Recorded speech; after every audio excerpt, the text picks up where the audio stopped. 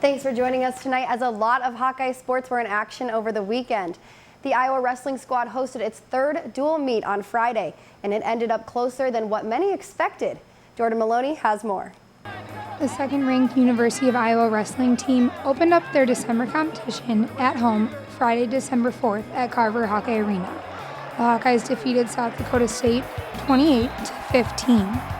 The black and gold opened up with a pin from Thomas Gilman in the 125-pound weight class, and Sammy Brooks added a second pin for the Hawkeyes at 184 pounds.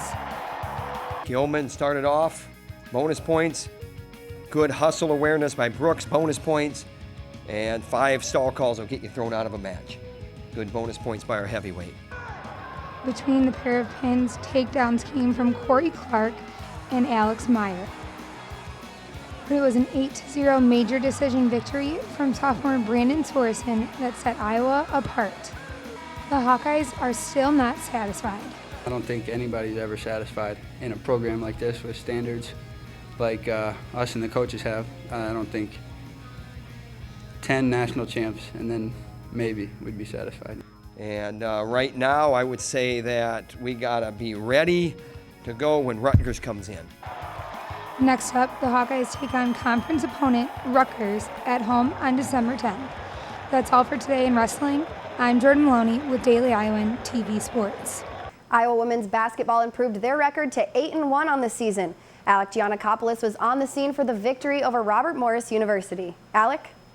After 2.5 weeks away from Carver Hawkeye Arena, the Hawkeyes finally came back home with a challenge, hosting Robert Morris University this Sunday. Robert Morris got off to an early 10-point lead in the first quarter, thanks to some hot hands and some big three-pointers, but that didn't faze the Hawkeyes and Lisa Bluter.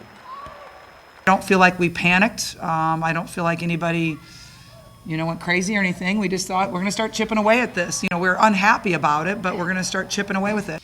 We didn't get high percentage shots, so we weren't shooting well from 3.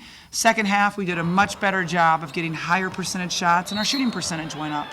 But I will say I thought our defense was very good. This is a team that averages 75 points a game, held them to 50, so 25 points below their average. Allie Disterhoff led all in scoring with 16 points, and she credits a part of her success to being back in Carver for the first time in 17 days. We'd been away from home for 17 days or so, so it was nice to be able to come out and get a good win in front of our fans, as Coach Bluter talked about. Really just a lot of assists, low turnovers, and that's what we were really focusing on this week in practice. This quick stop at home is just that, as Iowa will then have to go next Friday to Ames to continue the Cy-Hawk rivalry, in which they will look to rise to 8-1 and continue to climb the AP poll. For Daily Iowan TV, this is Alec Giannakopoulos reporting from Carver Hawkeye Arena. The men's and women's gymnastics teams kicked off their season with the black and gold inter-squad meet at the Fieldhouse this past weekend. Both teams put their practice to the test to gauge where they stand within the squad in terms of the upcoming meets.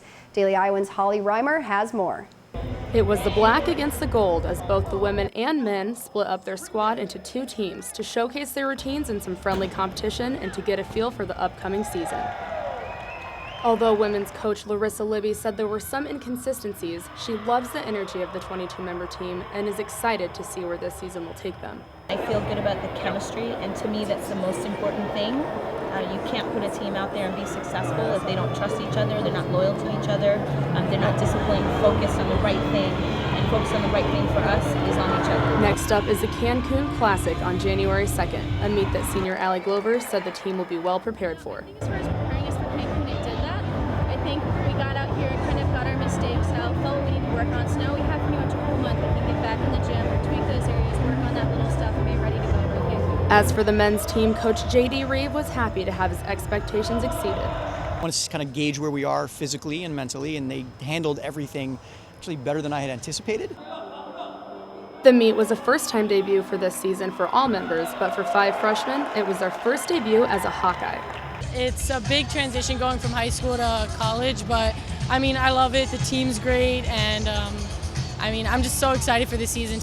Senior gymnast Delvecchio Orozco says he's able to see all of his work come full circle as he makes the transition into his last year as a gym hawk.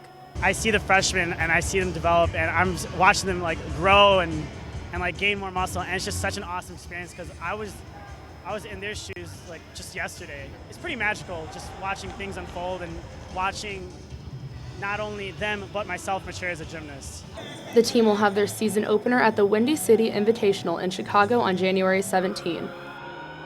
Next up is some intense training during their time away from classes this December and January. This is Holly Reimer, Daily Iowan TV. As Holly said, both squads will start back up with competition in early January. That's it for sports tonight. Nikki and Jeremy, back to you.